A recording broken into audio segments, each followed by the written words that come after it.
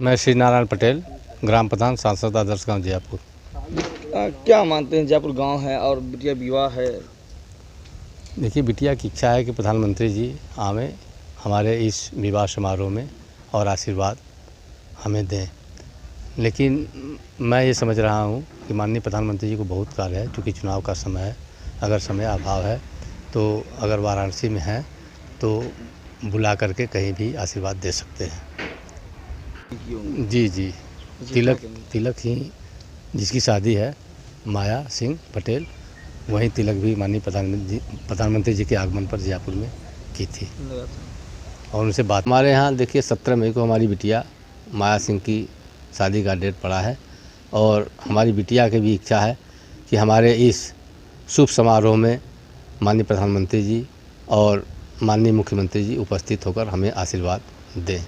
करना चाहेंगे, कौन सी गांव है ये पूरा बताएं आप। अब चूँकि हमारी बिटिया कहती है कि हमारे गांव में जब प्रधानमंत्री जी पहली बार प्रवेश किए हैं तो मैं उनको तिलक लगाया हूं और हमसे सारी बातें पूछे हैं, तो मैं ये चाहती हूं कि हमारे इस विवाह उत्सव में माननीय प्रधानमंत्री जी और माननीय मुख्यमंत्री जी सम्मिलित होकर के। मेरी शादी है तो हम सोच रहे हैं कि आकर वो हमको आशीर्वाद दें, हमारे गांव को गोद दिए तो हमारे भी फैमिली के मेंबर हुए वो, हम चाहेंगे कि वो आकर हमको आशीर्वाद दें। प्रधानमंत्री जब प्रधानमंत्री नहीं थे उस समय गांव में आए थे, आपसे जब मिले थे तो कैसा महसूस कर रहे थे आप उससे? बहुत अच्छा लग रहा था हमको। क्या क्या बातें हुई थी, क्या उन्होंने कहा था आपसे?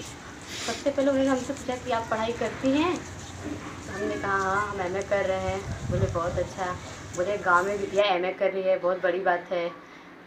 और उनसे और बात हुई कि अब आगे क्या करना चाहती हैं, ये सब उनसे बात हुई थी। और उन्होंने ये भी कहा था कि आप लोग हमको जब बुलाएंगे तब हम जयपुर आएंगे और हम चाह रहे हैं कि मेरी शादी है तो अगर वो आकर हमको आशीर्वाद दें। किसको किसको सोच रहे हैं बुलाने की? सबसे पहले तो हम अपने प्रधानमंत्री मोदी जी को बुलाना चाह रहे हैं और मुख्यमंत्री जी को, योगी आदित्यनाथ जी को, हमारे संगठन मंत्री चंद्रशेखर जी, आचार्य जी,